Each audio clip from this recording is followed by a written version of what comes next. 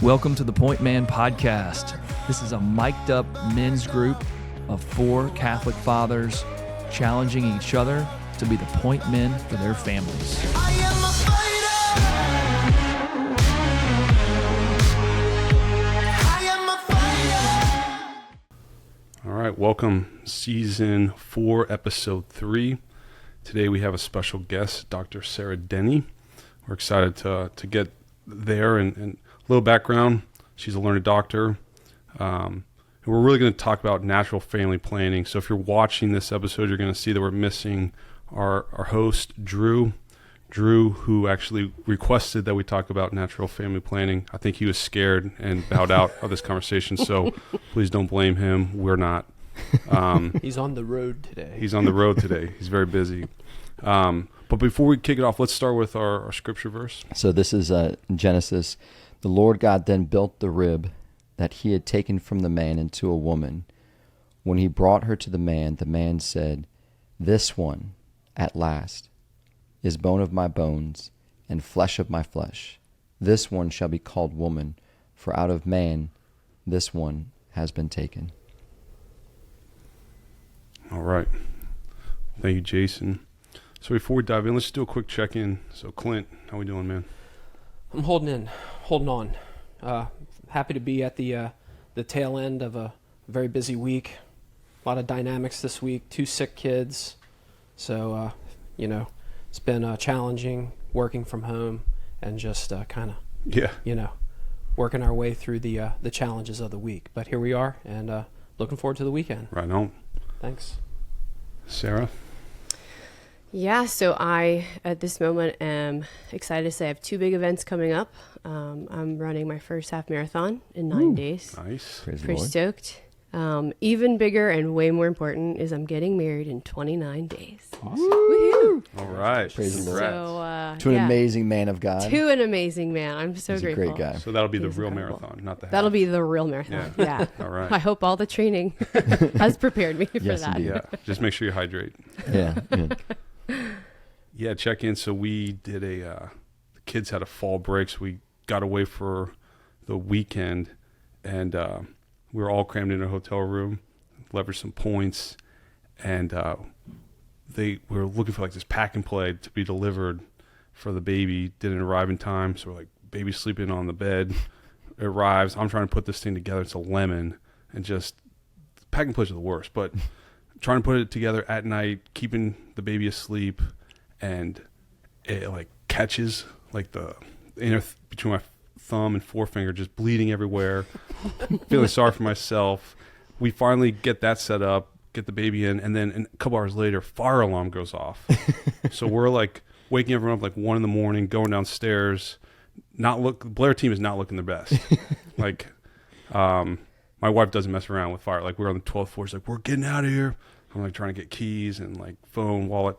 Everyone's out. I was like, check. So we follow the family, and we show up. It's freezing outside, and no one has footwear. My oldest son is like in his underwear. Like, dude, this is so. But to the hotel's credit, they were the best.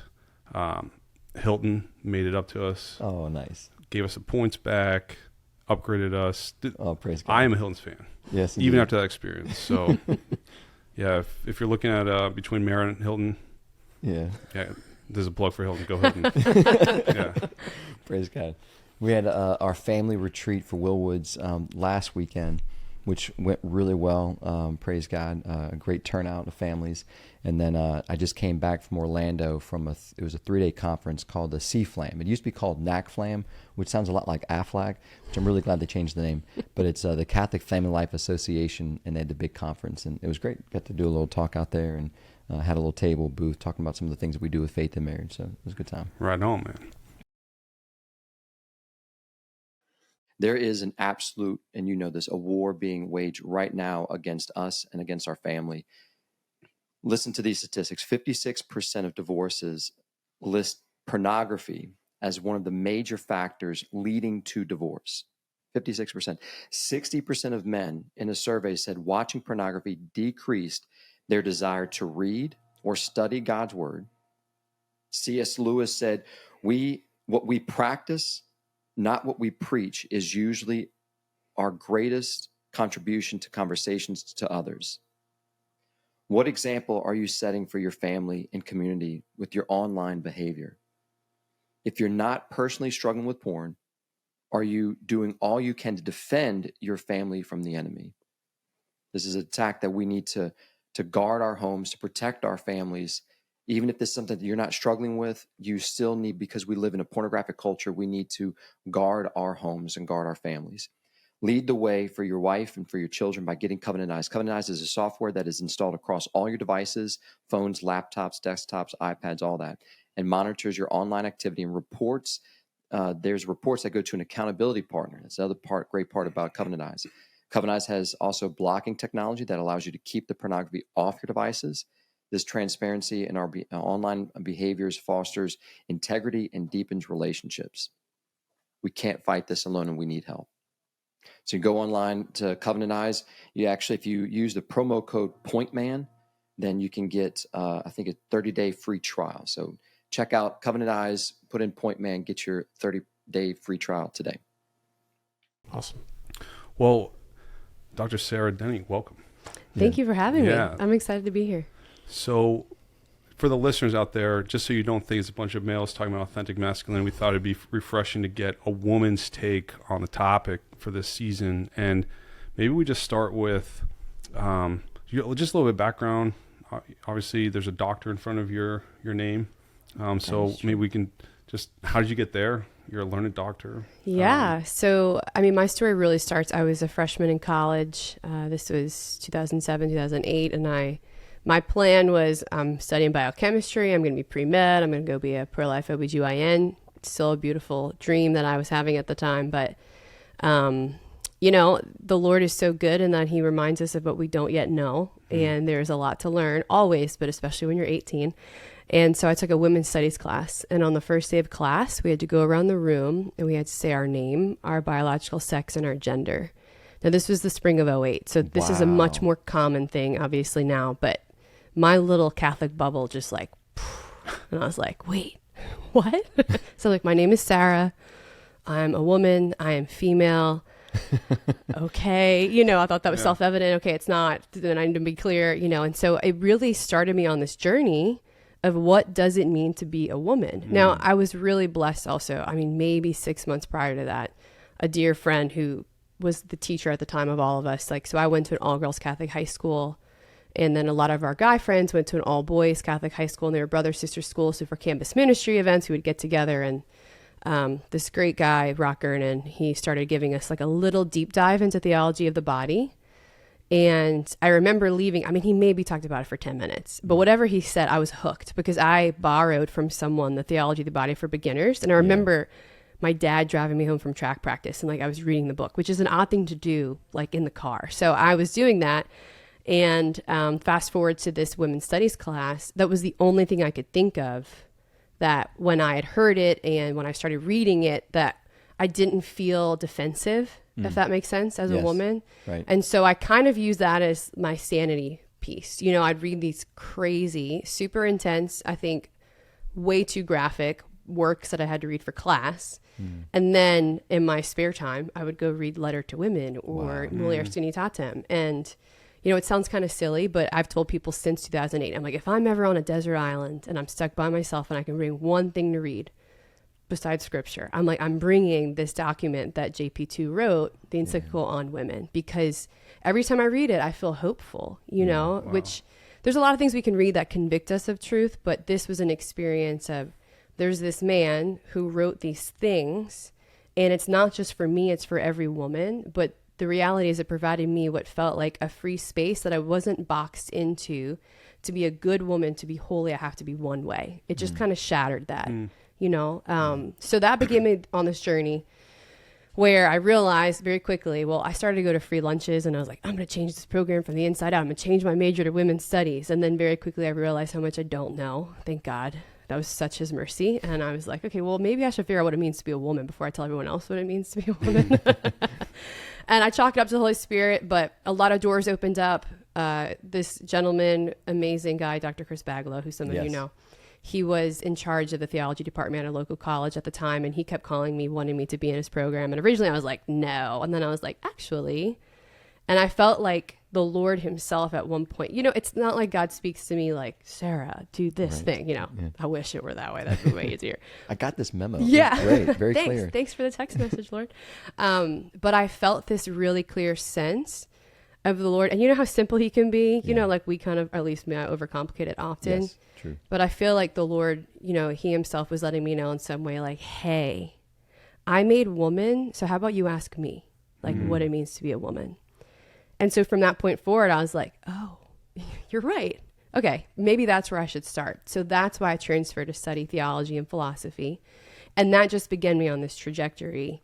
My love has still remained to be medicine. I grew up with a mom who, she just retired after 50 years, but she was a nurse anesthetist in labor and delivery. So I grew up around conversations about babies and the medical realities and things like that. And, as I grew up, I still had that love for, in some way, not letting go of the sciences, and I felt the best word I can use is I've always felt called to be a bridge. So whether that's a bridge between the laity and the clergy, or a bridge between men and women, or a bridge between, the science really and faith, that's where I really start to come alive. Because for me, I think, and it's just the gifts the Lord has given me through a lot of other people, like we do stand on the shoulders of giants. But simultaneously, about a year or two after I transferred to study theology, I was doing a lot of work with a group called Women's New Life Clinic. So I love the women there. They've known me since I was 18. And Fantastic group. Amazing. Yeah. I could talk for a whole nother hour about that, but I'll save that for another time. But so I was blessed, like eventually got to do paraprofessional counseling with them. And, I got to do like baby bottle campaigns. So I was able to see woman's experience in a sense from the inside. Not just, okay, we should help women in crisis pregnancies, but like, what does it actually look like in the day to day? Like, and why does a woman even consider that?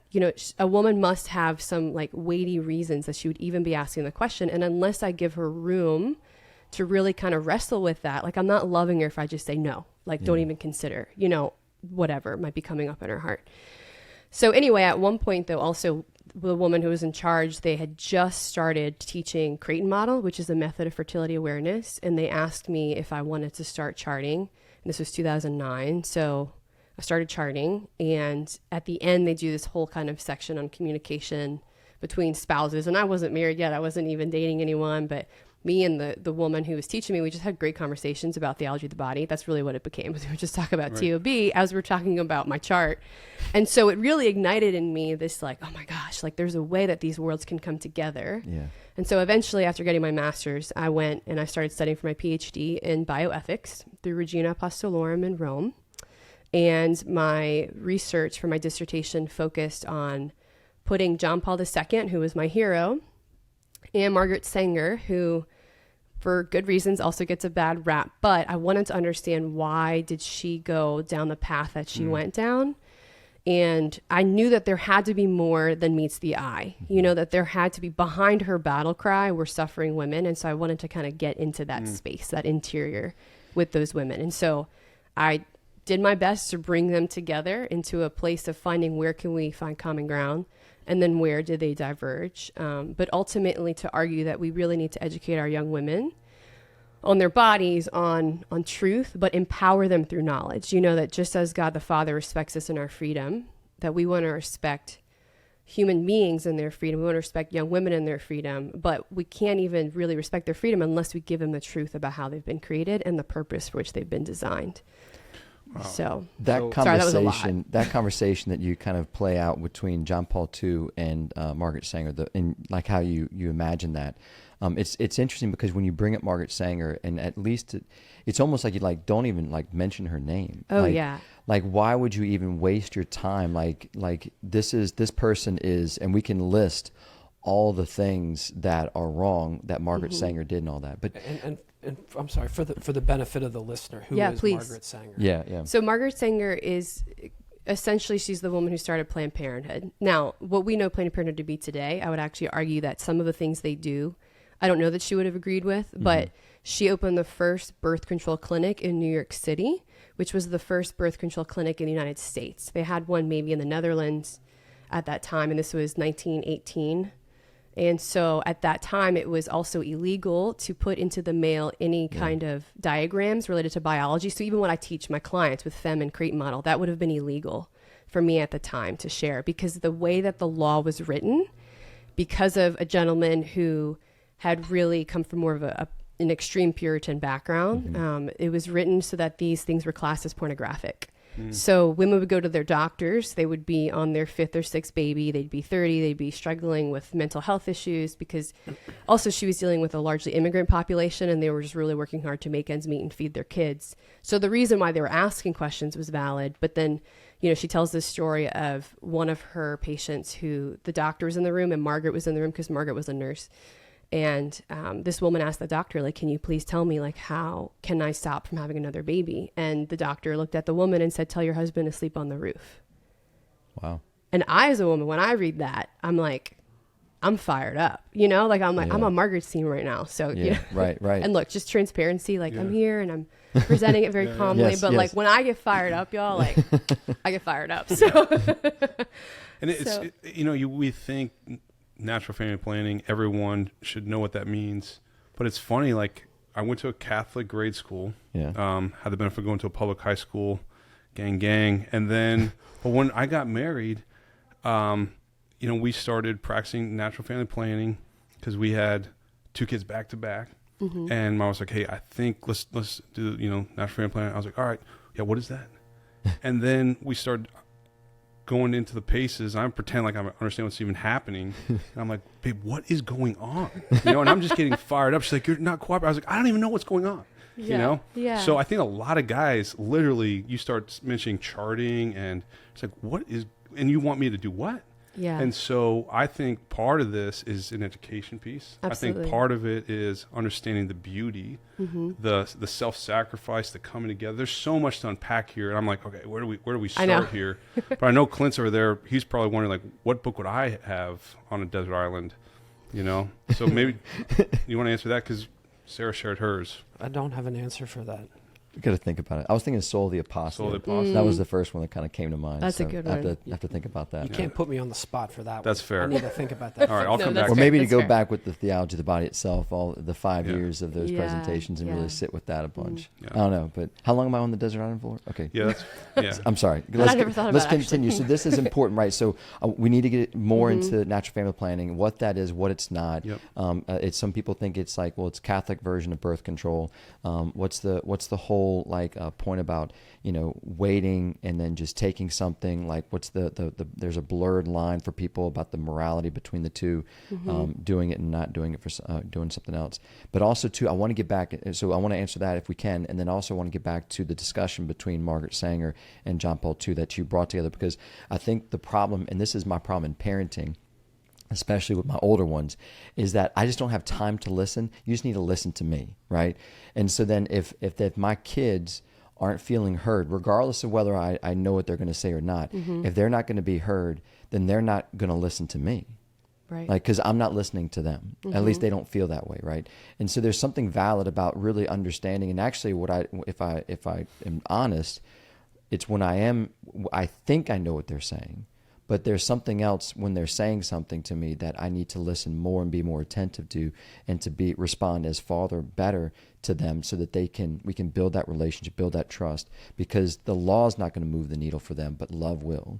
And I need, if they want to follow the law of whatever command I'm saying, if it's absent of love, they're rebelling. No, and I think that's a really great point. I think it's essential to this conversation, anything having to do with natural family planning, because, even in my work, what I discovered was Margaret Sanger, she had read Casti Connubii, which came out in 1930, and she, in response to that, basically wrote like a letter to the Pope. I'm sure he never saw it, but she said, how about before you write something like this, you come out of your ivory tower and you walk in the streets with like real people who have suffered and who have tried to live out, just how they're even able to plan their families, and so I think there's this place of, essentially what we're talking about is every human person desires to be loved and seen and chosen.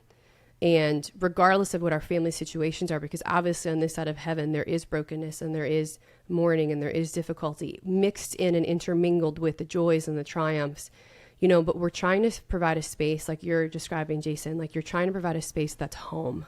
Yeah. And home is safe, and home is consistent, and home is a place I can come back to as I spread my wings, right, in young adulthood.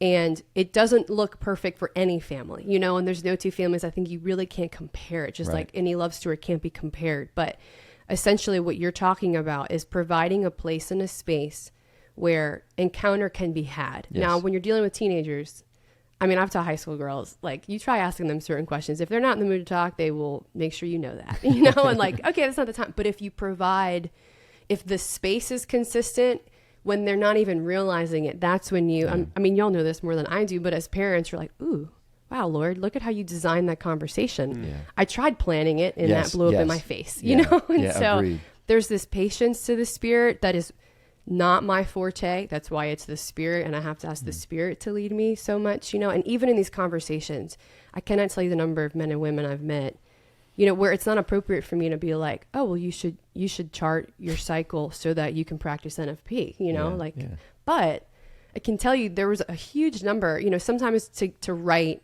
because it was a 400-page paper, essentially is what the dissertation was. And I just was trying not to lose my mind. So I'd go to a coffee shop and just like tune out everything else. But I was around human beings. I couldn't talk to them. I didn't have time, Right. but I could be around them, you Yes, know? yeah. But when I would be ordering coffee, let's say, the barista, they might ask you, oh, what are you doing? And I'd say, oh, I'm working on this dissertation. And like, you know, you have a sound bite. So Right. I would just say, oh, they're like, what are you, you know, focusing on? And I would say, well, you know, I really believe in empower women with knowledge starting at a young age about the gift of their body so that they have the freedom to choose what they do with their bodies. I didn't have one barista that was like, okay. They were like, whoa, that's cool. Yeah, no one's saying boring. Yeah, Right. exactly. So I think it's about finding those places of common ground. And again, it doesn't mean that we're all going to agree on everything, but it's to be unafraid that dialogue essentially is impossible if I'm refusing to listen to the other party, you know? And I can't go in there, and this is the best way I can explain this, and this is great because y'all record at a coffee shop. But the image I had, which is from the Lord, was of John Paul II and Margaret Sanger getting coffee. And they were sitting across the table from one another, and they were getting coffee to talk about these really important issues. Because both of them, when they started their work, they want what's best for women. Now, eventually they're going to disagree on what is best for women, but they want freedom for women. They want love for women. They want women to be able to choose in their life path and be creative with their giftedness, you know? And I remember I started with Margaret Sanger because that was the first part of my dissertation. And I mean, some of the stuff she would write, it was like, I'd have to go to adoration because it's heavy. You know, she's in the like mess up. She's on the front lines with women and their suffering, and men who were writing on behalf of their wives in the early 1900s, that they even want to look out for their wives. Like, what do we do now? You know? And I would get fired up like, okay, she just said this crazy thing, like, JP2, don't you want to respond? Like, just tell her. And I felt like John Paul II was being quiet. And I'm like, I mean, I'm fired up. Like, are you not fired up? And I felt like the Lord just gave me this sense that John Paul II was like, we have to give her due. Like, you have to allow her to speak. Yeah. Like, if I'm here just like planning how I'm going to convert her or change her mind, like the man dealt with communists. Like, he was really capable of like holding the tension, you know, which is hard for me personally. I want it all to be, you know, easy and pretty, and it's messy. Like, the truth can stand on its own. That's what I continue to learn, is that the truth can stand on its own. So it's not my job to convince an other of the truth, but it is my job to love them and to offer it to them the best way that I can, which per the person and the conversation, it's going to look unique. So did Margaret have, what was her foundation in faith? Oh, she had an Irish Catholic mother and a father who was anti-Catholic vehemently. And she was one of, now I'm forgetting the number, but it was like 10 or 11 or 12 children. Her mother had tuberculosis. So with each pregnancy, that was sort of exacerbated. Her mother died when Margaret was probably 19 or 20 years old. She had gone back to the house to help take care of the younger siblings, and there was a huge space of resentment. And she grew up with a father who was so anti the church that she really, in a sense, imbibed those things. But granted, you know, I mean, she would have Catholics, and I would read the letters. They would write her letters like, you know, Margaret, you know, your parents should have used birth control on you. Like, I mean, people say crazy. I'm like, gosh, y'all, like, if we're Christian, what are you saying? A lot of hurt there, So there was a lot of hurt. And for her, you know, one person I think had written her a letter, and I remember reading it, and they were like, you know, I'm praying for your conversion. And she was like, how about you pray for the number of Catholic women that come seek me out because you're not helping them? And I'm like, shoot. So she thought the Catholic Church specifically was the enemy, you know, and that's something I can't deny for sure. That's what happened. But Yeah, it's interesting too. Like, so this is the 1900s, and then you fast forward 70 years, and the big popular magazine that was hitting, you know, magazines back in the day didn't make a ton of money. It's kind of like break even. But what where you make a lot of money is ads. Right. And yeah, Cosmopolitan started advertising for, you know, the I guess the pro-choice kind of camp, and they became very financially, you know, successful. And so a lot of other young women magazines started copying that playbook. And if you look at the narrative in the Cosmopolitan magazines at that time period, it's like, hey, if you want to be a successful woman, you know, you can do anything except be a mother. And that was generations, decades, you know. So then you see this is coming out of the sexual revolution in the 60s, and then now it's like, how do I not have another baby? Now the knowledge perhaps is there, perhaps not, depending on the foundation, but the narrative is certainly there. Don't have kids. yeah, and I think, you know, the pendulum's always swinging, oftentimes to extremes, and I think right now what we're looking at is and this I think is just a human struggle. I think we're constantly struggling with dichotomous thinking of either or, you know, either be a mom or be successful with a career. And I personally, you know, when, just to be honest and sharing, like if someone asks me, you know, what's the thing that you're the most afraid of in marriage? It's not a fear in terms of like, oh, I'm scared of cowering, but more like, ooh, I don't know how that's going to work. Is that like, I know I have these gifts to offer the world, and I feel very called to do that, but I also feel called to, and I'm excited to enter into this space of real physical motherhood, God willing. And I'm like, gosh, I do not know how in practical reality those things will come together and meet, you know, but there's this truth piece as well to, and Margaret Sanger's time in the 1910s, the 1920s, the 1930s, the 1940s, and as you go on, you know, the thing is that women, even with their dreams and their desires, when they are pregnant, it's a much different experience for them than for men. Like the physical cost, the mental cost, the emotional cost, right? And not to say that, oh, then that's not worth the burden that is, but John Paul II talks about, and this is where, again, they could meet, is John Paul II acknowledge we have to see and make clear that women do take the burden of pregnancy, and we can't take away from the fact that it is a burden, you know. And so there's this space of, in my creative freedom as a woman, there are choice points that we all have, like consistently, men and women. But for women, that it's a tight space sometimes when you're really trying to figure out like what's the best next step, you know. And even for me, like I'm getting married at 34. Do I think I would have been able to get a PhD if I had been married at 24? Right. And my answer honestly is no, at least not the one that I got, not the way that I was able to write it. Now, granted, I'm on the other side. I'm like crying out to the Lord, like, Lord, please provide, like, come on. Yeah. But again, I think that was the Lord's mercy and the gifts he's given me, that I also, you know, different friends of mine when they were 16, 17, like, I just want to be married. And I would go and read St. John and be like, I mean, I do want to be married, but like, I have some other things too that I feel like the Lord's, you know, so there's a beauty in his mercy and his timing. And I 100% believe in that.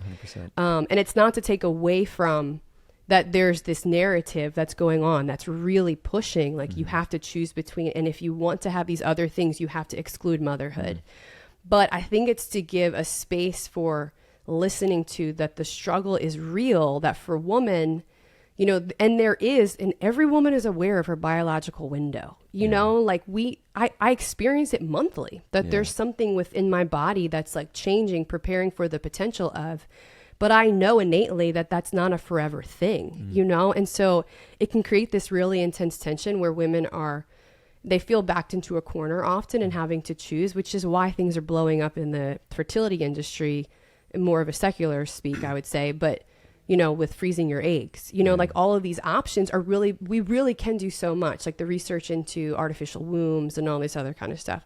But before I go into all that, to kind of bring it back to this conversation, I would say, you know, we aren't trying to say to women as Catholics, hey, you need to get married at this age. You need to have this number of kids. You need to do it like this. But I think growing up, even I was blessed, the group that I grew up around, you know, but I had to even realize that wasn't the Lord speaking that over me. If those voices ever came in, that might have been some people's lived experience, and that's beautiful and that's good. But that my vocation as Sarah is a unique call as a daughter of the Father, and that I have to bring that question to him, you know? But when you have couples and they're living it, like, I can't answer the question of, man, how am I going to integrate my giftedness with the world and my motherhood? I don't know yet, you know, and I won't be able to know until I'm living it. But, you know, the friends of mine that they might be on baby 3 or 4 and like they're tired and they're exhausted. It's like the reverence I realize through my work that I have to give each individual couple. And when I'm speaking to couples is like, all I can give you are the tools in terms of the science. But the two of you have to bring this question to the Lord. Like, no one can answer or judge. Like, I'm my brother's keeper, but I'm not my brother's judge. Yeah. You know, of how they're even using the method or the system, because there's health issues, there's financial issues. Like, does that make sense? Yes. And I think it's a great point, and I'd love to just kind of go around the room here. Like, going back to one thing you said on the burden piece, you know, like, I think that's a great point to maybe unpack, because that is true. I mean, a woman's vulnerable. She has to oftentimes maybe even step away from her career during that time period, or especially as it gets closer to the due date. But I also think this is where the tie-in with authentic masculinity plays, because it could be, and it's definitely seen for guys too, as a burden. Because now the guy has to step in there and say, I'm not leaving. Like, I'm committed to your safety, your well-being, your protection, the baby's protection, providing, protecting, financially, with a shelter, all of those things. Like, and you see a lot of the narrative on the side of the men for the younger generation is like, you don't have time for that. Like, if you want to be successful, don't get married. Don't, like, it's a burden on you. Commitment. Sleep with as many women as possible. Get rich. Get powerful. You know, who has time for a family? And so I think this is where both have to come together, like you're saying. Ask the Lord, like, okay, we have a family, and this is where the sacrament of marriage is important to unpack. This is where commitment, and this is also, to your point on, okay, if you're going to pursue natural family planning, if you feel like the Lord's calling you there, what is it? And then how does the guy cooperate? You know, because I think, and Clinton, I'm going to pass the baton here, like, you've shared it, like, changed your life, you know? Oh, yeah. Yeah, we've been doing it for many years now. And yeah, I mean, it's been a total game changer for our marriage. I mean, in terms of our intimacy and just our closeness, it's been wonderful. And, you know, we've never had like a crazy scare, right? Like the plan works, like the charting works. It's, I mean, and I think that, some men view it as a barrier or as a, you know, a limitation, and it's really not. Me and my wife are able to make plans and plan around our schedule, and it's, I don't know, like it's just this wonderful way of that we get to share together, and it does require that the man is all in. Yeah, because it's got to move from that burden to there is a joy. Oh, absolutely. You know, there's a sacrifice, but when you push through that, you're like, okay, we're in this together. I think it becomes a joy versus seeing it as a burden.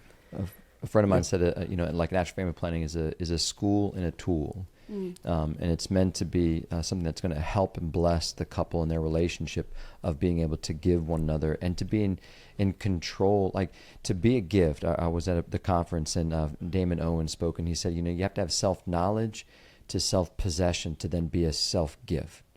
And I feel like this is all part of that journey in understanding yourself, being in possession of yourself. You're not doing something out of compulsion or just insecurity or whatever the emotion. It's a possession of self to authentically give oneself away. And Sarah, you had mentioned like the science piece. Like I think there's something beautiful too. Like, you know, at Catholic school you might get sex education. You know, and you're like that. The learning doesn't stop in 4th grade. Like my mind is blown, and the anatomy and the physiology of the makeup of a human person, male and female. And I would love to just maybe pass it about like, okay, the beauty of the science, the beauty of the education. Like, I think a lot of natural family planning also, you get to see the glory of God. Like, whoa. Like, it just. Yeah, I mean, and to run with that, I mean, I can tell you, so based on what you just said, Evian, reality, you might get sex ed. You might not, you know, and what kind of sex ed are you getting? And right now, even the way that they've written the documents in the United States, it's gone from sex ed to now it's sexuality ed. So there, and I'm telling you, there's subtle changes. I'm trying to watch documents to see what year did we actually start kind of unanimously changing this, but that's the reality that we're living. And I think the best way that we can find this sort of common ground is to go into the science. Now, there's also another piece of this, which is that, one of my favorite books I read, was on the reality of sex education. It's called When Sex Goes to School. And it was a sociologist, no religious affiliation. And she basically explains that why don't we just tell teenagers the truth, is that none of us actually agrees when it comes to sex education, because we're actually debating about values, not about the science as much. We agree that this is what the science might say, but our values are like, what does it mean to be mother? What is my primary value? Motherhood, the home, career, right? It's we all have, the values might be similar in the sense of they use the same title, but do I give to it the same meaning, right? They're not equivocal like across all the audiences that you might be speaking to. And for me, I would say, so my work is, and if this would be, now I'm getting married in 3 weeks, so not for the next 2 months, but in the spring, I'm hoping to restart again this space and place. And if listeners want to pray for me, or if you know anyone that wants to fund this project, let me know. Is I really want to get into the high schools. I've written most of a curriculum for high school girls. I got to pilot it 2 years ago. All the girls were charting their cycles for 3 months. Wow. Now, are they going to keep charting? Probably not. But the reality is, if and when they do decide to get married one day, and if they go through marriage like prep, I know I've already given them something that they can then fall back onto that they've learned, because my experience as a create model practitioner, and then even as a woman about to get married, I realized that we put these conversations where we do, because you can't just jump into intimacy without getting to know the couple. Yeah. But I can't tell you the number of times I would have a couple call me and the bride would say, Father so-and-so said I need to call you about NFP. Okay, well, when's your wedding? It's in a month. Oh, wow. And I have a month to teach a woman in the most stressful time of her life, at least one of the most stressful times, right? Which about changes, her cycle. Yeah, right. Right. One cycle, if we're lucky, and then that she's supposed to have confidence and he's supposed to have confidence. So this education piece, I agree with you. My argument is it's essential. And again, it goes back to, so I see, when I say, I call it an integrated sex education. I'm offering it as like a third way. It's not comprehensive sex education where here's the condom, here's the pill, and I can talk about those things. I don't need to deny the reality. It's also not abstinence only, like no, no, no, no, no. It's, hey, I'm well aware that some of you at every school, Catholic or public, some of you are already engaging in sexual activity. So let's talk about the reality of how your bodies work. Yeah. And if I'm going to let you drive a car, or if I'm going to let you have this cell phone, I'm already giving you power. Your bodies have so much power. Yeah. So let me give to you the truth so that you can choose accordingly. I knew that some of my girls were continue choosing the behavior patterns that they'd been having, but I also knew that at least I was challenging them in a way that oftentimes they're not being challenged in the culture, And I think if we can start, I see it not as just, it's sex education, but I really think it's vocation preparation. Yeah. I don't care what vocation they're called to, because the reality is, some of them are going to be waiting longer than others. Some of them, who knows how their vocations will work out. I know that all of them will suffer the cross, because that's how the Lord calls us to himself. Ultimately with the resurrection, of course, but if they're going to get to those hard places, the way that I can best equip them to give tools in their toolbox is to educate them on how their bodies work. And the number of women that are on the pill for 10, 15 years, they get off of it. No one's ever told them the deleterious effects it can have on their mental health, emotional health, their physical health, increases in these kind of cancers and any number of things, right? That could be a whole nother podcast. But those facts and details, again, some of my girls would get angry when I would bring up these things, because they are on the pill, because mom and dad took them to the doctor, and everyone's trying to do the best that they can. It's not to demonize anyone.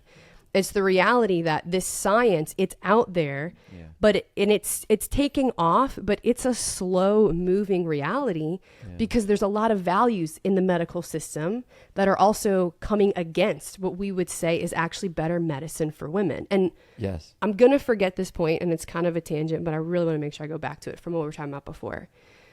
If, I think mostly men are probably listening to this podcast. If I could offer to you the reason why you should consider NFP, and I'll broaden it to, we're moving into talking about fertility awareness-based methods, because we want people to see it not just as family planning, but also as the larger view of its reproductive health, but holistically for your wife or for your daughters or for your sisters, right? Because, the number of women that are on antidepressants, right? And it doesn't mean that for all women, they shouldn't be on it, but there's a subset that they're on antidepressants because their progesterone drops out at the last part of their cycle. And because they aren't able to stay, and that's not their fault, that's what their body's doing, but they don't even realize that there's bioidentical progesterone they could be taking. I mean, I had a client who came off of antidepressants completely. She kept talking to her counselor. They weaned her off at an appropriate, right? So working with other people, of course, within like a support system. But she had 2 kids and has since never had to go back on because of the support that bioidentical progesterone was able to give her, right? So this is where science like comes in and it complements the body, right? That is what reveals to the world like God's magnificence, right? Like within our bodies, there's such a great potential, and the glory of God is man fully alive. Amen. And the glory of God in and through woman is that woman is fully alive. Anyone you talk to, when you give them truth, right, they light up. I mean, when I would tell these high school girls, 17, 18 years old, about their body, some of them, I mean, there's like that's weird, Miss Denny. Like, wait, what? Our bodies do what? You know, but it's like, this is so cool. All of them would leave. I mean, I had a student who went to the doctor and the OB was trying to put her on the pill because of an issue she was having. And I was so proud of her. She was like, I don't want to be on the pill. And the doctor was like, well, then your other option is Tylenol. She's like, that's not my only option. And she's like, how do you know that? She's like, my religion teacher told me it's not my only option. I'm like, you told her that? She's like, yeah. And then I told her that I've been charting my cycle. And the doctor's like, you are? How did you learn that? She's like, in religion class. And she's like, what school do you go to? You know, and it was just this comical thing. But then I was able to send her to a doctor that was able to look at her from within. And so the point I'm trying to make, gentlemen, is this. I tell people that think of the chart. So when I say chart, a woman, she monitors her biomarkers. It could be cervical mucus. It could be cervical mucus plus temperature, her basal body temperature shift. It could be a number of things. But let's just say cervical mucus for a second. She sees it on the tissue when she goes to the bathroom. Everyone goes to the bathroom multiple times a day. Okay, great. It's not some extra step. I mean, it is in the sense of pay attention, but it's not like you now have to go to the bathroom today. Oh, well, you're already going to do that. You know, take that information and track it in the app, on paper, whatever it might be.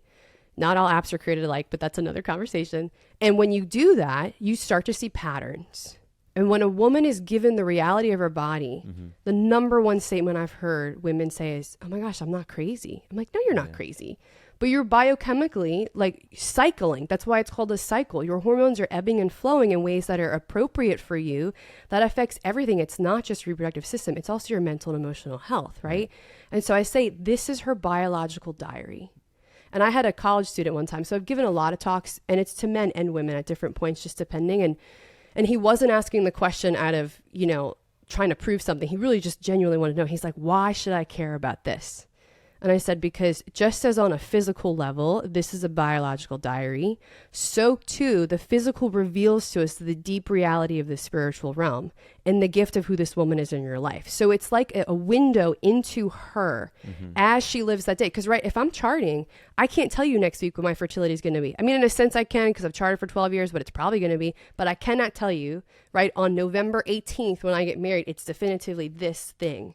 Right? I have to live in the present moment. Charting forces all of us as men and women to live as God invites us, which is that God is in the present moment. I can only discern in the present moment. I can only receive his grace in the present moment. Does that make sense? Yes. It's like where time and eternity meet.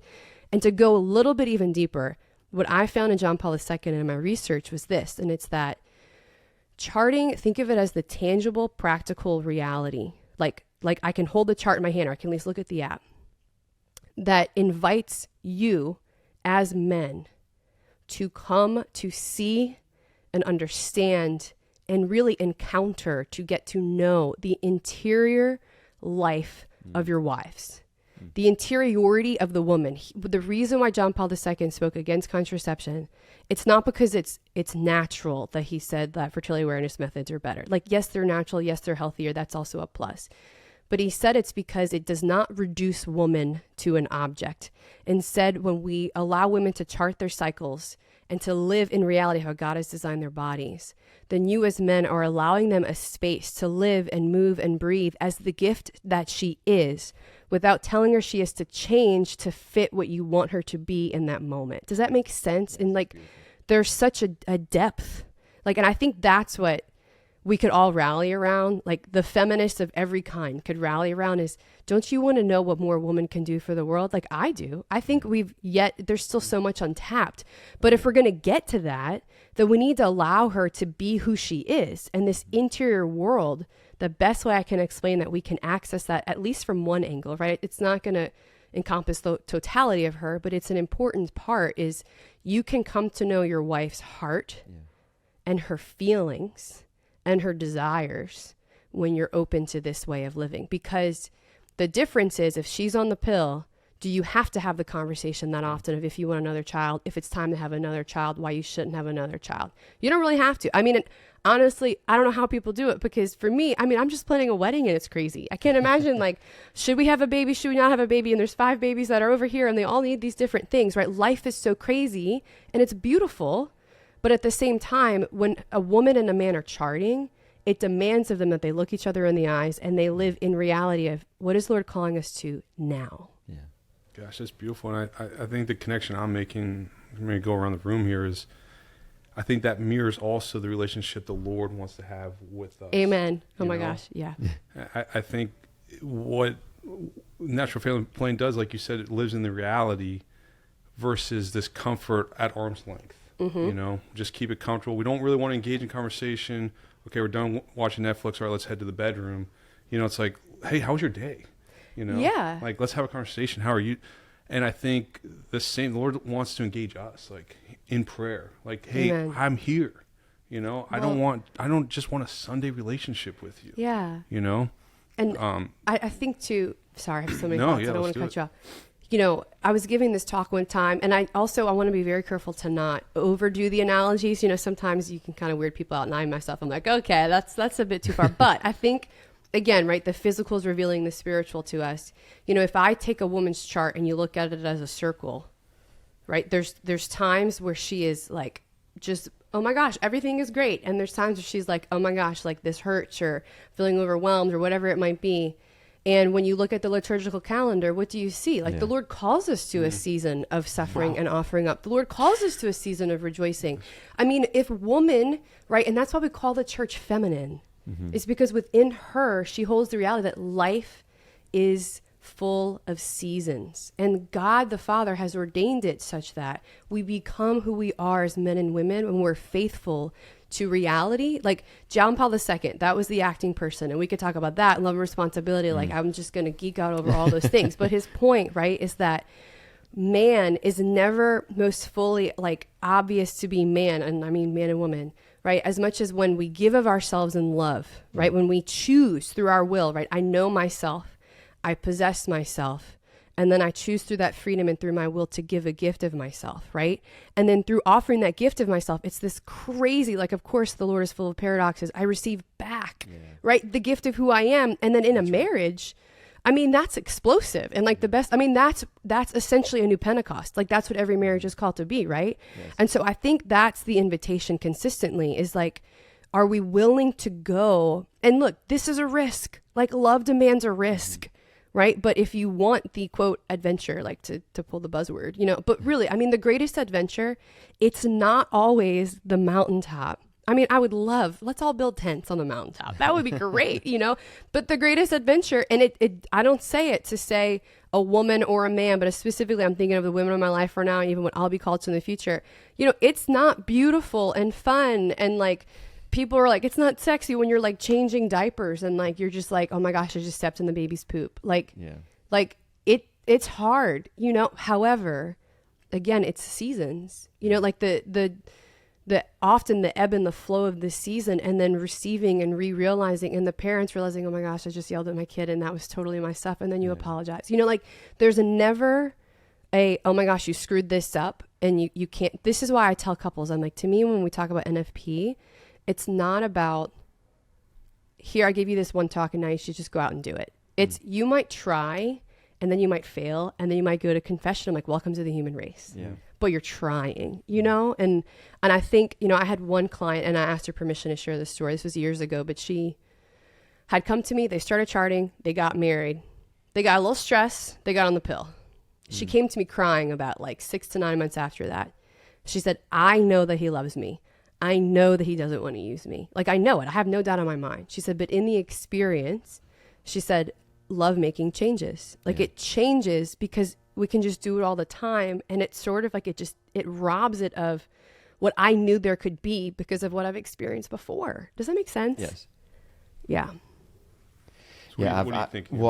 You know, there's stories in our married couples retreats of couples who, thinking that they could get on the pill and even found a particular priest to kind of say, well, you know, you've paid your dues, you've had your kids, it's okay for you to do that, which obviously it's not. And the church is very clear and has always been clear about the you can't use contraception in any form in the marital act to disrupt it, the union and the procreative. But then that same kind of story, that story of like all of a sudden when they thought things were going to get better and things were going to be free and they were going to be really available to have just this new kind of springtime in their relationship, and it caused so much conflict and problems. And then I know couples who are used to living their marriage using contraception, found the church's teaching, was invited to take that step, felt by the grace of God, stepped into learning about natural family planning, started bringing natural family planning into their marriage. And they were just so changed by it. This, our intimacy is so different. Like it's just so, and it's so beautiful. So we were on a retreat one time and just off the side, they were telling me their beautiful journey, like with natural family planning and stuff like that. Cause maybe I think one of the presenters said something about it. And I was like, I'd love for you to share that with everybody on the retreat. So, I said, you know, when we got back together as a group, I said, you know, we were talking early in the presentation about, you know, natural family planning. And there was a couple that actually shared with me a little bit about, you know, what it was for them. Would you mind sharing, you know, what you said to me and about how natural family planning is? And she was like, it's hard. I mean, it is really hard. I'm like, no, no, I wanted you to tell me the good things. Like, it's so amazing. And it made your relationship so much better. But obviously, again, like the whole ebb and flow and the challenges that it brings, like if we want, like, you can't get to Easter without going through Good Friday. You can't win the championship without going through the sacrifice and the training. You can't win the battle if you're not battle tested and battle ready. You have to go through these training. And like, we want to throw that aside. And we just think that, well, I have this great emotional desire for it, and that should be enough to get to what I want. But that's what guys need to hear. You know, right now we're having this recruiting issue in the military, you know, and the Navy, the Air Force, the Army, they're sending like bonuses, and they're trying to, you know, reach out to the youth and say, hey, this is what you want, a good retirement, this and that. The Marine Corps will show up and be like, you guys aren't tough enough for us. It's hard. And then they're like lines out the door. Yeah. And I think what we're highlighting, and I think what you're highlighting really well, is like, yeah, this is an adventure, and it's not easy. It is hard, but it will bring, like Clint was highlighting, like, it'll bring marriages together. There's beauty, there's reality. You get to know your spouse more. You as a man will grow because there's sacrifice in natural family planning. It's not easy. And going back to your point, like, again, the science is like you laid out so beautifully, like when a couple is going through the charting phase and throughout their charting for the NFP, like they're getting to know one another in a deeper, intimate, very intimate level, right? And that's it, you know, that's a beautiful gift. Like my friend said, a school and a tool. It's a great teaching moment to teach more about each other and what each other they're going through. It's awesome, right? But you remove that, like, not you got the morality issue that we can talk about, like in the church's teaching and stuff like that. But there's also other things too, like you're saying, like the gift of being able to know one another and to walk through this together. Like you're robbing, and then also on top of that, the sciences where like you're feeding somebody the pill and it could be masking something in their body that the woman doesn't know what's happening. It could also be causing all these other complications that the woman doesn't know because she trusts her doctor because the doctor says I should be on it. And that's what I should do, right? And the pill is science and we should trust science. It's like, yeah, but we need to allow the science to reveal what the body and the biology is showing us. Anyway. Well, and man, I sometimes forget when I'm talking to men that I'm like saying these things and you're like, I mean, y'all know what I'm saying, but you're like, what? Like charting, like what is the practical reality of this? I didn't know. Yeah. Ta-da. But I just want you to realize that there's a huge number of women and men, but especially women who are looking at me sometimes after talking, like, why didn't I hear about this sooner? I know. And there's a huge number of women who are in their 30s who are like, why the heck did no one tell me this sooner? Yes. You know, and in their 20s who Yeah. are coming off the pill and they're having serious like responses to that, and they're freaking out because they're like, I don't understand why I was given this thing before, and it just masked this issue, you know? And the reality is, and sometimes when I'm speaking, you know, I mean, I don't know if you'll ever have this experience, but sometimes the truth is, it's so beautiful, but it's so heavy. They're like, I'm so sorry, but I have to tell you the truth. Yes. Like, Yeah. it's going to be really heavy. Prepare yourselves, you know? Right. But charting is hard. Like, you know, it again, I think charting, honestly, because I'm a woman who knows the value of it. Do I chart perfectly? Absolutely not. Like, I'm a human woman and I can make my own assumptions, and that's different now entering into marriage. I have to take it in a different serious way, you know, Right. versus when I'm monitoring health, but it's still valuable. But the reality is, like, it's an inbuilt way that God has given me as a woman to develop virtue. Yes. Right. What you're Yeah. talking about on this podcast is habits, is discipline, is the need that you want to be great, awesome, not like suck it up and deal with it. But Yeah. like, you know, I was listening to something last night. Maybe it's one of the videos you had sent me. I don't know if it was Father Michael or whatever, but about the heroic minute, you know, like not hitting, like Yeah, just right. like shut down that snooze button. And even I thought about it this morning. I was like, ooh, that's like real. Like, we need to, whatever your thing is, you might be way past the snooze button. Praise God. Yeah. But these things are demanding, and I don't think we do any service to women or men when we talk about, which y'all haven't done. You know, Right. NFP is great and it solves all their problems. Like, no, NFP is hard. Yeah. It demands like sanctity and like commitment, and you know, sometimes it just sucks. Like, you're like, the most natural thing right now would be to enter into this intimate space with you because we just had this beautiful conversation and we can't. So like, Lord, you have to help us to find you in this because this is Yes. hard, you know? But on the flip side, I mean, there's a whole arena. There's so many women that are coming to fertility awareness methods, nothing to do with faith. They're coming because they're tired of putting chemicals into their bodies. They're coming because they're realizing mainstream medicine, and I am not a conspiracy theorist, and I love the gift of medicine, but I think on this issue, remember, values are what are driving all of these decisions. The birth control pill, one of the highest money-making things in the pharmaceutical industry. And I have met parents whose daughters are between the ages of 18 and 25 who have died because of being on hormonal contraception. Like, that's how serious it can get. Now, those effects, that's the statistic, is most women, are they going to be affected by this? No, I'm not saying that. I'm not saying if a woman's on it, she's going to die. I want to make that clear.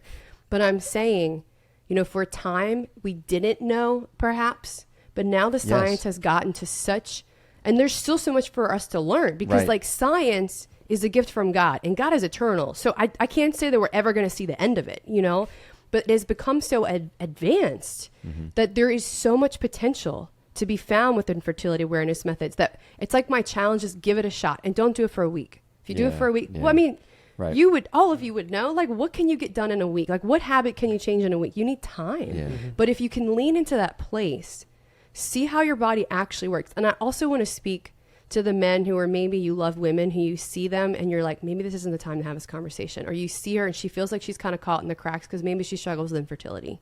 Or maybe she struggles with endometriosis and she's like, I don't even know if I'm going to be able to have kids. Like, there are women out there who they would give anything to be able to do these kinds of things. And I'm saying, what charting can open up is, I would argue, the best that medicine has to offer you in terms of options for your reproductive health if you do struggle with endometriosis or polycystic ovarian syndrome or severe PMS or depression.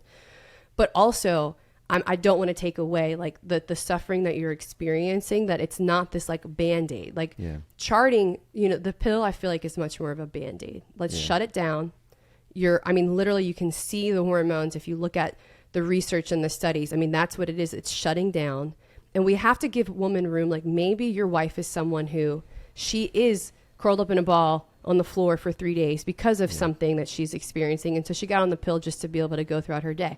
I respect that. Right. It may not be the time for her to change her mind, but it's that educate yourself as much as you can. And again, providing a place for encounter. And if you as men can let women know that they are not alone in this discernment, that's the best thing you can do. Because when I was doing all my research, I mean, I can't tell you, and I felt like my chapters would sometimes be reflected in the women who would come to me, because that's just the nature of my work. And women are going to come. I'll be at parties sometimes and people will be like, oh my gosh, can you tell me this about my mucus? I'm like, what's your name? You know, like, can we like take This a is step a Super Bowl party. Yeah, I'm like, just wanted to watch the game, guys. You know? But truly, you know, if we can help women to really to see like you're not alone, Yeah. because I myself, when I was writing this dissertation, in the experiences I was having in my own personal relationships, there's such a temptation within the feminine heart. The seed that we receive when man, in whatever way, if he is not faithful to his call as a man, and he is talking the talk, but he's not walking the walk, if you hurt me in that instance, then I'm going to be way more tempted to just shut down just a little bit. But the more it happens, right, the more I'm going to, when I say shut down, it doesn't mean to the world I'm not functioning highly. But to men, I'm like, you've crossed my line, get out my way. Does that make sense? Yeah. There's like so such this a is a temptation really to jadedness. interesting point. And going back to like Margaret, right? And going back to the high school students, we're like, it all started, all of these individuals, for the most part, were well-intentioned. They wanted to do the right Exactly thing. They my wanted to help. point. Yeah. And I think there's a gap in education. There's a gap in science back in the 1900s. But I don't think if you told a lot of these Irish Catholic men or, Italian, Polish immigrants or Native Americans, like, hey, yo, all you need to do here, let me walk you through charting. Like, you don't need to have 11 kids. Maybe you do because it's an agrarian society back then. If you want to, great. You're a free man. Your wife's free. If that's what you want to do, great. But just so you know, here's education. I think, like, okay, cool. And if this is upsetting my wife, we can abstain. They probably would have.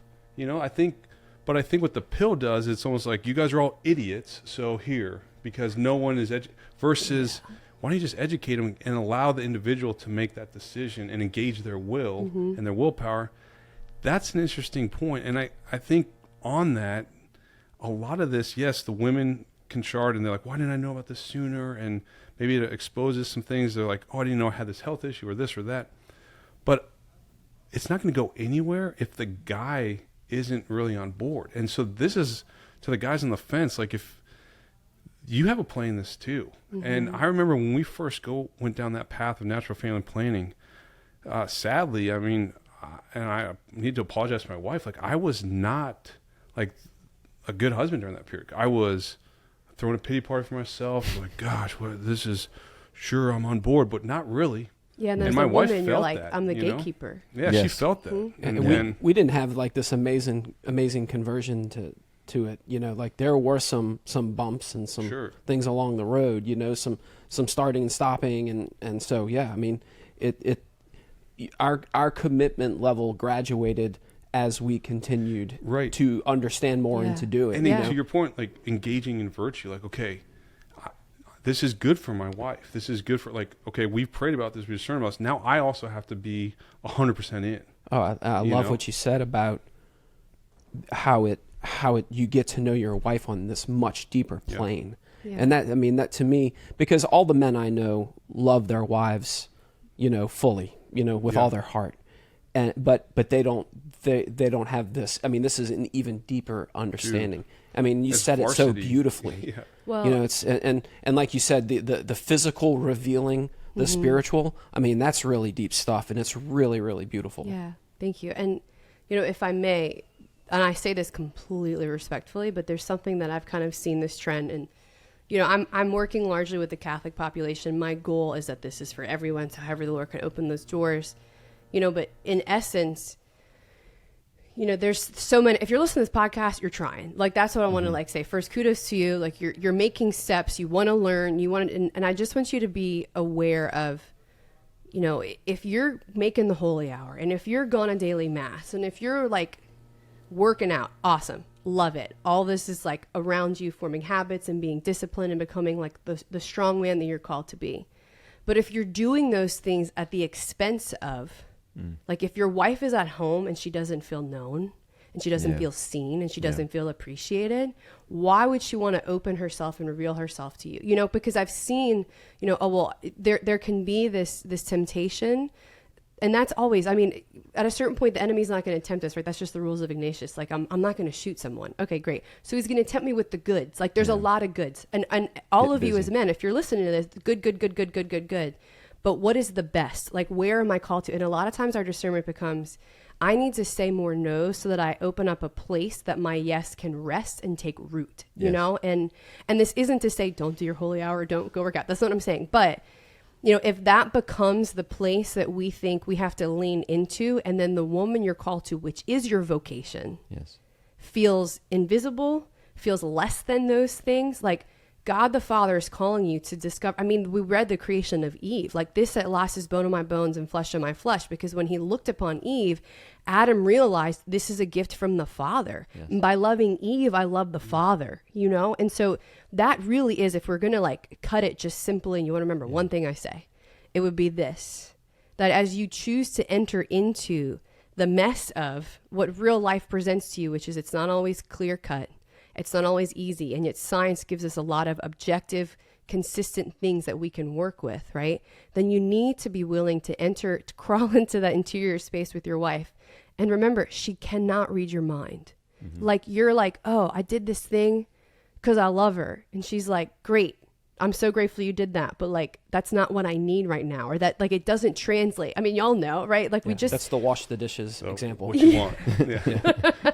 And so that's like my challenge, I guess, to offer you is do not be afraid of the sacrifice that love demands of you.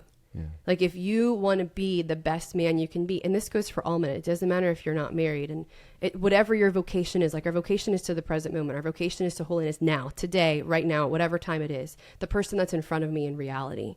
But if you are married, right, or if you have daughters, if you have sisters, it's being able to choose, and really what NFP wants the world to know, and what fertility awareness like invites us to, and this is what JP2 is hitting on, is that it's not all about me. You know, that the other is the gift entrusted to me, that my vocation becomes clear. I know what I'm called to do as a man because my wife is sitting in front of me and making demands of me. Yeah. You know, and when your wife realizes that you're coming at it not from a place of like, it's a proper form. Yeah. It's not this erroneous idea of submission where you're under me and I tell you what to do and you're obedient. Like, and that's also bled into the church in ways that if you really want to see me fired up, that's a whole nother podcast. But we, as women and as men, like, it's supposed to be a mutual submission, that the man creates a space and a place for the woman that she realizes, you love all of me, not just this part of me that can give you pleasure, not just this part of me that I look good on your arm at a party. Like, I'm more than my beauty. I'm more than my intelligence. I'm more than all this because I'm a person and I have so many gifts. Right? You are a mystery to not be solved, but to be held and to be loved. Amen. And anything other than that is going to cause hurt and pain in the process. Yeah. So we've got to be able to allow men, we need to take on the sacrifice, and not just like the sacrifice that we think we should take. It's the making an acceptable sacrifice. And the only way we can do that is if we're being attentive to our beloved and attentive to our children. Like, we can sacrifice all day long and we can get frustrated with it because we're like trying to do it our way. Why isn't she responding? I'm doing all these things. We'll find out what her needs are. And then as one of the guys on the presentations, Greg, he's got this great work on marriage works in Christ. I believe that's the name of it. But he's talked about, like, in these relationships, if a need is not met, then it becomes a demand, and then it becomes an emotional crisis. And so if we're not meeting each other's needs because we are each other's helpmate in marriage, then we find ourselves in these situations. So we have to know our beloved. We have to know where the needs are and step into that space and sacrifice for that. And I'm not sure if I shared this before, but I remember it came to mind when you were saying all that. It's like, you know, with all the things that we can be doing as men, like men like to do things. We want to bless and protect and take care of our families, and we do all that.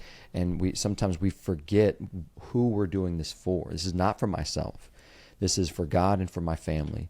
And so, like, there's a story of Peter Kraft, who wrote a lot of amazing books on the faith, and he's up at Boston College as a professor. And he was in this interview, and the guy asked him, like, what's your favorite book that you wrote? And Peter Kraft answered his question with what his favorite book was. And then the guy doing the interview said, well, what do you think is God's favorite book? And he stopped and he said, probably the one that I didn't write so that I could spend more time with my wife and my kids.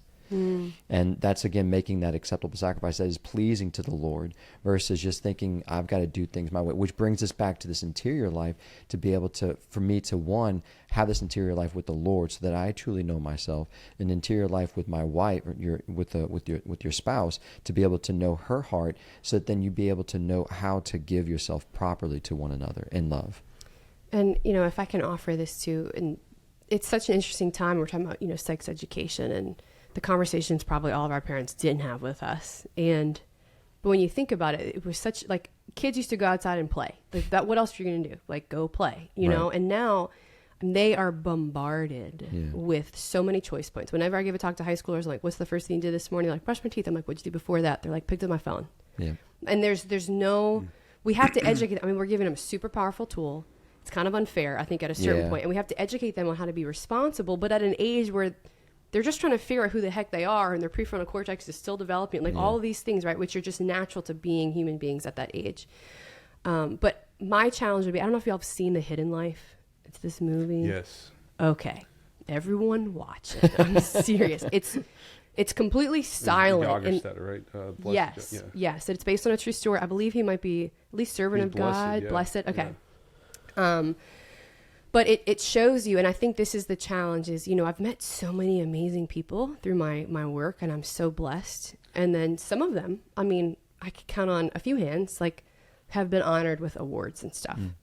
I know so many people who no one will ever know their names, you know, and I think it can be very tempting when I have my phone in my hand or my laptop. And this is not to say that social media is a bad thing. Take it and use it as you will. But again, it's supposed to be a tool, not supposed to be our God. So if you are measuring yourself against a standard that you are receiving in when you're not even testing it, like your lens is sort of like low and just like not super prepared for it, you start to develop these like unrealistic expectations and ideas of what it needs to look like. And honestly, I think most of the things that are going to change the world, almost all of the things, if not all the things that are going to change the world, especially in the family, is how husbands love their wives and how fathers love their children. And no one's recording it when it's happening, you know? And I think that's the thing that if I could offer for you to consider is like, how can you, I'm not saying you have to roll your phone over with the car, though I want to do that sometimes, but just put it down. Like, how can you, and look, when you're telling teenagers this, I mean, it's like you're telling them to cut off their arms. So, you know, expect a bit of like things coming back. But then again, they're going to model you. Yeah. So like, are you listening when they're talking to you? And look, you got a lot of important stuff to do. I get it. Yeah. But can you disengage from the temptation of, again, goods, but not what's best, to realize that the vocation you've been entrusted to, you are changing the world by loving your wives. You are changing the world by loving your children. And whether you have one, you have many, or you have spiritual children, the way that you invest as men, like life begets life, like you pour out. And as a woman, we're called to receive that, but we receive it in essence so that we can nurture and then send out. You know, it's never supposed to be this stagnant reality. Like that's what femininity breeds. That's what masculinity breeds. And when they come together, again, that new Pentecost, it's like we're sent out to bring God's fire of the spirit and love. Like that's what will change the world. Like Mother Teresa's like small things with great love. And I think just as men, you know, I think it's so tempting. I'm so glad I'm a woman. Like I have enough to deal with, but I know y'all have a lot to deal with. It's hard right now. But I mean, even just when y'all were talking last, I think podcast episode, at least when you interviewed Brian, like about pornography, and like there's this book, Father Elijah. I'm sure some of you read it. Love it. Michael D. O'Brien's the man. Oh yes. Great book. Man, intense stuff. Some of I got to put this down, move on, come back. But that part where it's like the Padre Pio figure. I don't really know his name. I just thought it was Padre Pio, and he appears again like usual. And he said, David, how are your gates? And he's like, my gates. And he's like, the gates of your heart. And David says, they're battered, but they're holding firm. And I feel like there's that space of the spiritual life is we have to like shore up our gates, guys. Like you need to really like, you can't compare to the guy next. What is your like Achilles heel? Figure it out. Like the way that you can serve your wife and your children is figure out where your weak points are. I mean, I feel like you could speak to this in terms of even the military. Like there's ways like we are in a war, we are in a battle, and the guy who's in charge, like he's already won, but we're participating with him, and he's never going to go over against our freedom. So it's this constant invitation that the best way you can love your wife, the best way you can love your children is to come to know yourself. What are your weak points? Shore those up. You're going to make mistakes. Don't be so prideful that you beat yourself up over it and then you do it again. Like just ask for forgiveness, go to confession, keep moving. But like every single day is a new opportunity to pour yourself out, to literally, like masculinity is strength in the moment, that reality as it presents itself to you is like, choose it now. Oh, I screwed up. Well, choose it now. You know, like you keep getting more opportunities because that's how grace works. Boom. I think this is a good time to do tax and takeaway. Let's do it. Jason, you want to start? Well, just Sarah, what you just said. I mean, I love there's so much about, and we have so much more to talk about. So we'll definitely have to bring you back on. We still got to finish that dialogue between JP2 and Margaret Sanger. Yeah, where can we find that, by the way? Well, I know there was a great podcast with Dr. There's Mario. a great podcast. Okay. And Jason and Everett. Jason I did one Everett. in January. Yeah. So I really check want to out get it published though. So we'll see. check out both those Yeah, podcasts. Also, I want to plug your website, What Women Are. That's beautiful. But as far as for me, just what you said about the importance of there's priorities that we need to place in life. Stephen Covey said, right, first things first. Like I really need to make sure that I'm putting first things first. That I'm as far as a husband, as a father, I need to make sure that I'm stepping into that space for my children, and also making sure that I'm not compromising that time with the Lord and being able to allow Him to speak to me in that silence, which is hard to, and to be able to be attentive to where the Lord is leading me and challenging me to step forward into those spaces. And then when I fail, to not get a pity party, right? Not to like beat myself up, but just go to the Lord in His love and mercy and confession and get back on the field and win the game. So anyway, I really appreciate your time, and that's definitely going to be one of the things I want to walk away with a little bit more intensity. Yeah, I think a takeaway for me, Hidden Life, it's one of my favorites. I don't know if it was a bourbon, but I started tearing up. I mean, just like beautiful. I did too. And I guess another takeaway is just thank you. Thank you for your work. Thank you for your guests. Thank you for what you're doing for the church. I'm excited for you and Alex. Thank you. I also agree. Like, I'd love to have you back on. I'd love to be back on. Yeah, whenever you wrap want. this up. But I also just the beauty of how you painted like natural family planning as a gift, but also the human person, the woman, man, the authenticity, and the vocation we're called to, and we're called to be fully alive and to give glory to God, and how the Lord invites us into that through our sexuality. Yes. And you have a lot in front of you, a lot. So we're praying for you. Thank you. We'll put website in the show notes, anything there to support your effort. I appreciate that. Yeah, if there's anyone listening that wants to sponsor your effort moving forward, please. maybe we'll put contact information there for you Yeah, as that well. would be great. I really want to get that dissertation published as a major goal, and then like kind of as an accessible book for all women, but also for men to have an insight into women's experience with just fertility and motherhood and the demands. But then also I'd love to get that curriculum in high school. Yep. So Amen. Clint? thank you. First of all, thanks. I think it's been a great episode, and just everything on NFP and just how you just so eloquently stated the importance. I think is really beautiful. And I have an 8-year-old son that I'm very concerned about initiating into manhood. I've been reading Leaving Boyhood Behind, by the way, great book. But I also have 3 young daughters. So, and Jason, I'd love to get together with you at some point in the near future to talk about raising young women. Yeah. I have an 11-year-old, and she's entering into, womanhood. Yeah. And so I need some advice. And so I'm also very concerned about forming them correctly. It's easier for me to look at my son and say, he's my fishing buddy, and I can kind of see the path with him a little bit easier. I understand him a little more, I believe. My daughters are a little bit more of a mystery to me. And even my 11-year-old daughter, we have some trouble sometimes relating to one another because we're coming at things from different directions. So I'm also very concerned about forming them correctly. So I think just everything you had to say today is really a great education for me, and just kind of that inspiration to learn more. So thank you very much. Absolutely. And to kind of, before we close, what you just said, Clint, again, the importance of why we brought this episode in to this season on masculinity is that in the presence of authentic femininity, that I think men can really step forward, and true masculinity blossoms even more.